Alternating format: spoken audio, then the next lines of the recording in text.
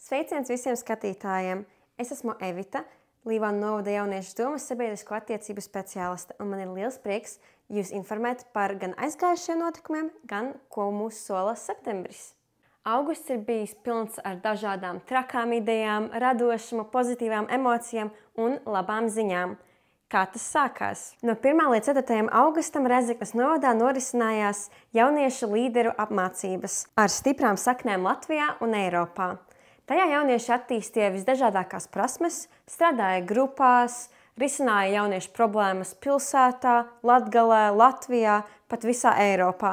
Taču netrūka arī izklaižu, piemēram, lasertag, kas palīdzēja jauniešiem uzlabot komandas darbu. Pie mums kvartālā augusts iesākās tiešām radoši ar jaunietes Evelīnas Ženetes vadīto disko apgleznošanas meistarklasi. Tajā katrs dalībnieks varēja paša rokām uzgleznot skaistu un unikālu disku, kuru pēc tam varēja izmantot kā ļoti skaistu un foršu dekorāciju.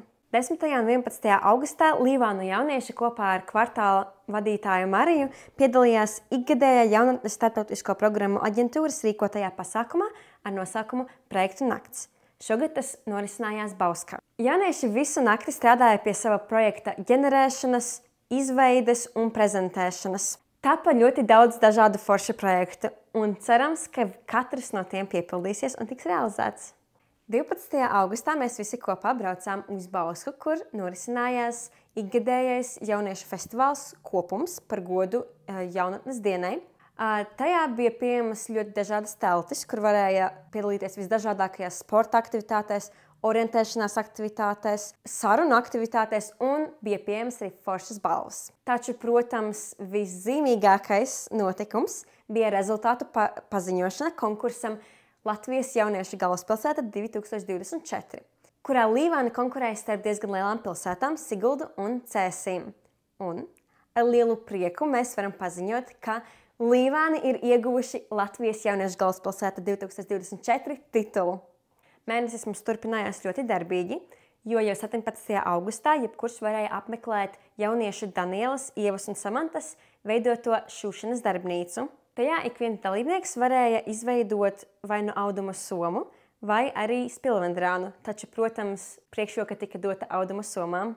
Arī es tur piedalījos, un man ļoti patika, un arī es tiku pie paša rokām veidota forša auduma maisiņa, kuru es nesāju pilnīgi visur līdzi. Liels paldies biedrībai Zaļā brīvība par šī mašīnu sagādi un arī citu materiālu sagādi.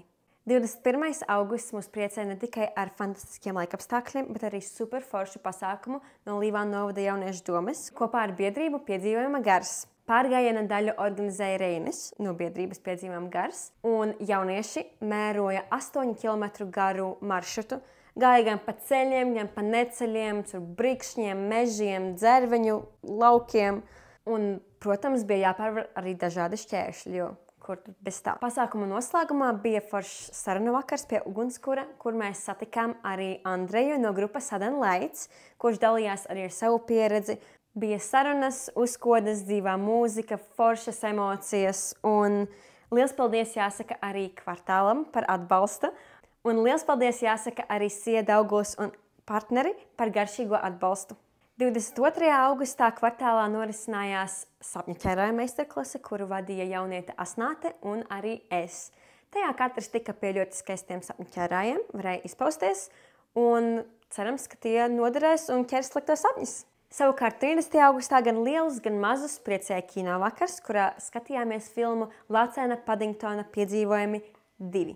Kā redzat, augusts tiešām ir bijis pilns ar radošām darbnīcām, foršām filmām, foršām emocijām, taču ko mums sola septembris? 8. septembrī Līvānus pirmo reizi priecēs festivāls Jauniešu iespēju festivāls 2023. Pasākuma ietvaros ik viens jaunietis varēs uzzināt sev iespējamās brīvā laika, mācību, darba, ceļošanas iespējas gan Līvānos, Latgalē, Latvijā un pat visā Eiropā. Šogad Līvānos būs ļoti daudz iespēju telšu, piemēram, no biedrības Piedzīvojuma gars, Brain Games un vēl daudz citām.